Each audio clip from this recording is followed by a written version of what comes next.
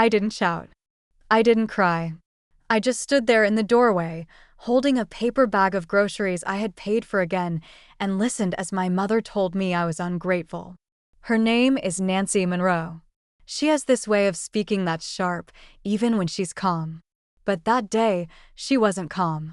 "You're ungrateful," she said, her voice rising over the quiet hum of the refrigerator. "Get out and don't bother coming back." My father, Daniel Monroe, stood a few steps behind her, leaning against the kitchen counter.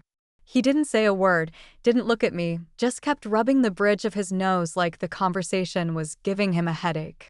And Eli, my younger brother by 3 years, didn't even glance up from the couch.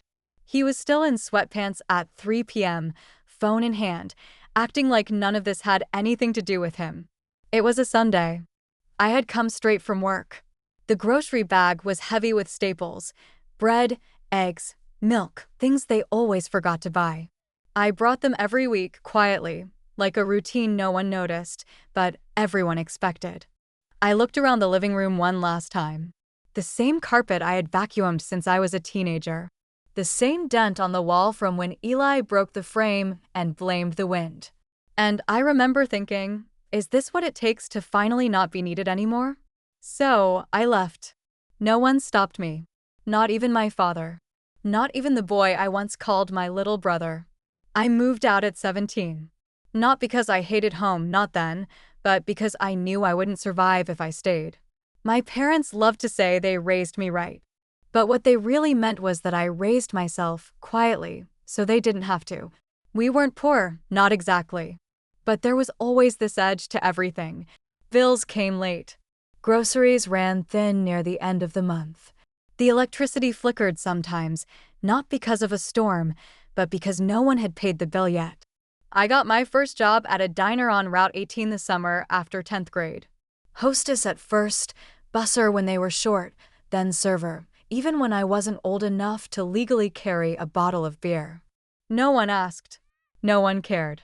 My mom didn't drive me. My dad didn't pick me up late at night. But they sure did sigh loudly when I kept my tips in a jar labeled college. By senior year, I was doing homework at 2 a.m. between double shifts. I still graduated with honors, still got a full scholarship to state. No one from my family came to orientation or move-in day. I rented a U-Haul and drove myself. That was the pattern. I handled things. They let me. Eli was different. Always had been. He was the baby, their word, not mine. He had asthma as a kid, mild but exaggerated. Every scraped knee was a crisis. Every failed test was the school's fault, or the teacher's bias, or some mystery learning disorder that never quite materialized. He dropped out of community college twice, quit 4 jobs in a single year, moved back home at 24 to regroup, and just stayed. And somehow, through all of that, they never stopped calling him special. They told friends he was just figuring things out, that some people take longer. No one ever asked what I was figuring out. I was too busy paying bills no one else seemed to notice. The first time my mom mentioned the mortgage, she didn't say the word help. She said, "Claire, your dad and I are just stretched thin right now. Just a little short this month." That was 2 years ago. At first, I transferred a few hundred. Groceries, gas, some utilities. Then it was the water bill, then the electric, then the mortgage. The numbers got bigger, their thanks got smaller. I don't even remember when I started paying the full thing. There was never a conversation, just silence on their end and a calendar reminder on mine. Eli once joked that I had become the family's safety net. I laughed, but the sound caught in my throat. Because deep down, I knew I wasn't a daughter anymore. I was a direct deposit. And still, when I walked through that door with groceries last Sunday, they looked at me like I was selfish, like I was taking something from them, not giving. It's a strange thing, isn't it? How you can give so much for so long that people forget it ever came from you at all. My new apartment wasn't anything special. 1 bedroom, thin walls, a creaky heater that sounded like it had opinions. But it was mine. I painted the kitchen cabinet soft blue, put a potted plant in the window that I remembered to water most days. There was no yelling, no passive-aggressive sighs, no unpaid bills slipping under my door like threats, just quiet. For the first time in years, I could breathe. Not the shallow kind of breathing you do when you're waiting for someone to need something, but the real kind, the full, heavy-lunged, nothing hangs over me kind. I slept. I cooked for one. I watched bad TV and left dishes in the sink on purpose. And you know what? No one said a word. No calls, no voicemails, not even a text from Eli, which was its own kind of relief. My phone was silent, and that silence felt like freedom. I wasn't waiting for praise, but I thought maybe, someone would ask if I was okay. They didn't. And then, 3 months later on a Tuesday, I barely remember, my phone buzzed. It was a message from my father. Just one line, "Why haven't you sent the mortgage this month?" I stared at the screen for a long time. Not angry, not surprised, just hollow, like someone had knocked on a door I locked for a reason. And all I could think was, of course, it was never about me. It was always about the house. I didn't respond right away. Instead, I put the phone face down on the table, poured myself a cup of coffee, and sat in silence. No music, no TV, just that one message vibrating in the background like a mosquito I refused to swat. An hour passed, then another. When I finally picked it up again, there were 5 new messages. 3 from my mom, 1 from Eli, another from Dad. "Claire, the bank called. We're behind. How could you do this to us? You know we don't have that kind of money." Eli's text was the most predictable. "Are you really going to let them lose the house just to prove a point?" There it was. The guilt trip, right on schedule. Not one of them asked how I was. Not one of them said, "We miss you." Not one of them mentioned the fact that they'd told me, in those exact words, "Don't bother coming back." They didn't want me. They wanted my help. There's a difference. I could feel it like cold air slipping under the door of a house that used to be warm. I let another hour pass. Then I replied to Dad's original message. Just one line. I thought I wasn't welcome anymore.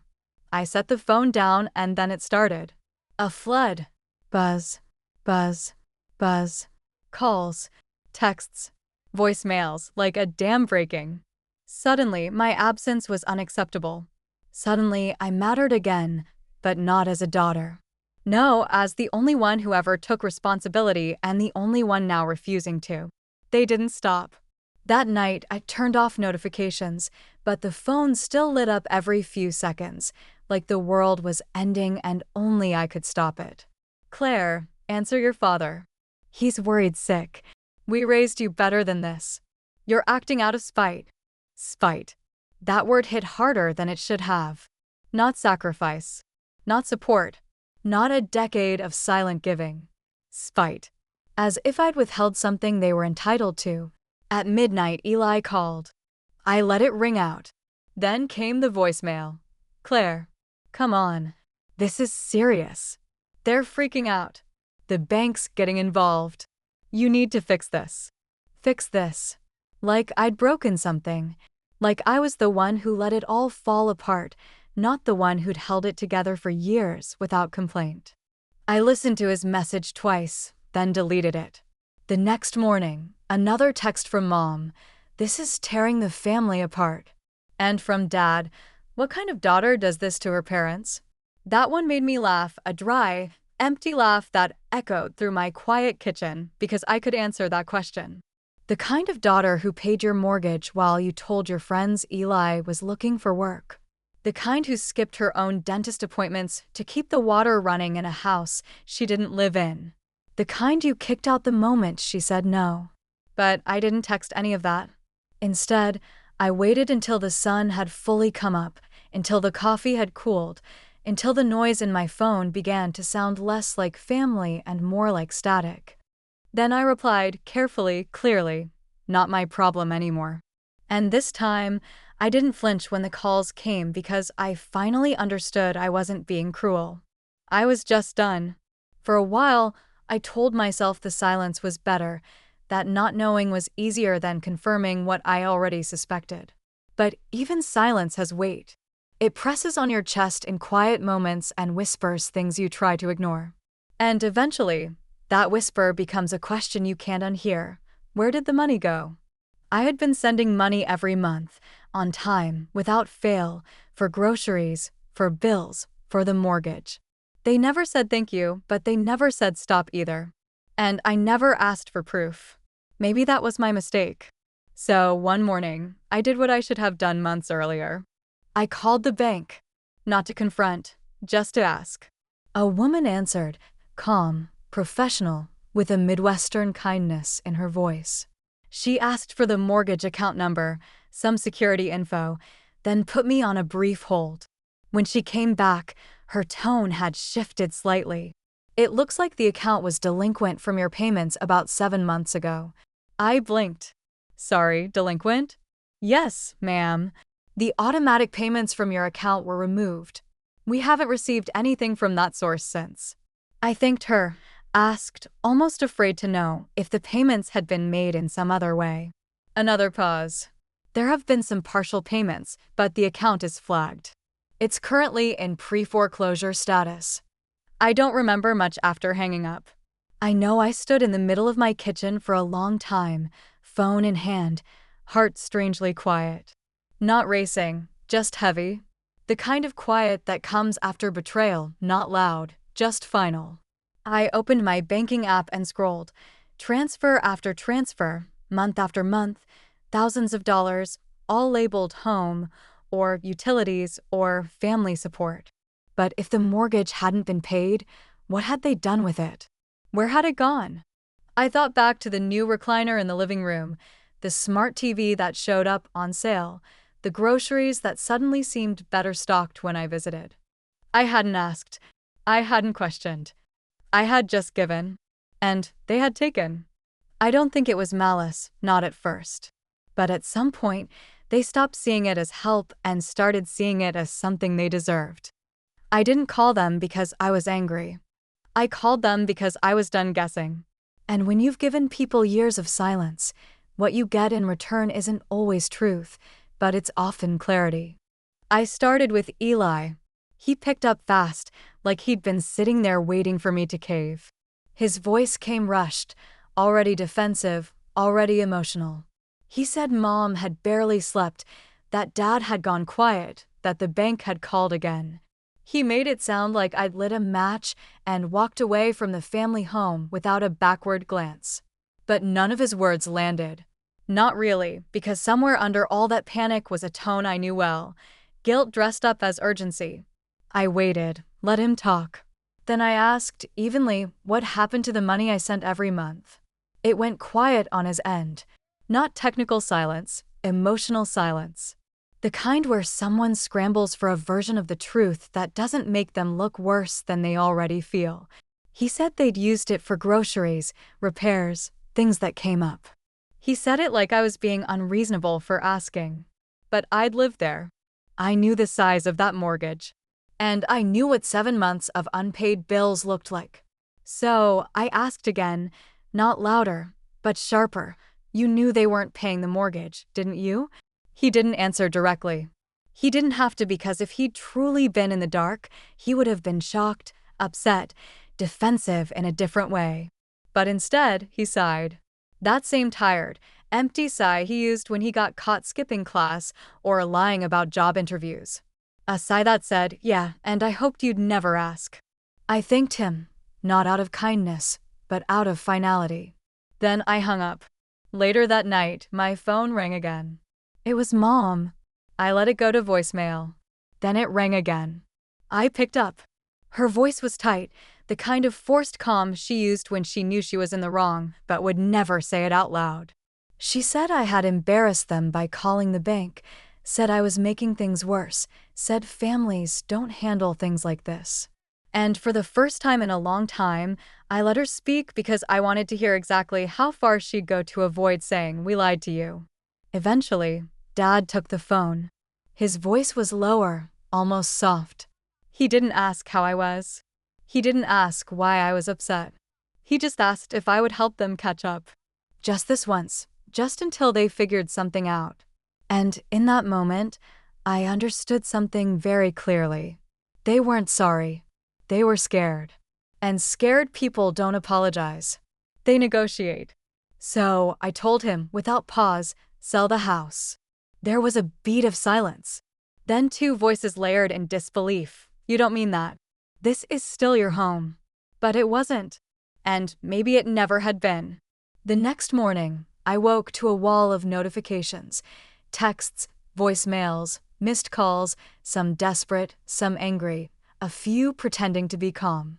I didn't open any of them. I already knew what they would say, that I was cruel, that I was heartless, that I'd turned my back on family. But I hadn't. They turned their backs the moment I was no longer useful. I made a fresh cup of coffee, sat at my kitchen table, watched the steam curl upward while the phone buzzed across the counter like it was shaking with guilt I refused to carry. Then I opened our old group thread, the one we used to plan birthdays, reminders, grocery lists I always ended up paying for. I didn't say anything. I didn't make a dramatic exit. I just changed the group name from family to closed account, muted it, archived it, then deleted their numbers. Not in anger, not even in sadness, in clarity. Because when someone shows you that your presence only matters when tied to what you give, the most generous thing you can do is leave. On my counter, I noticed a white envelope, still sealed, my name on the front in my mother's handwriting. She must have dropped it off the day they still thought I'd come back. I held it, considered opening it, then placed it in the trash.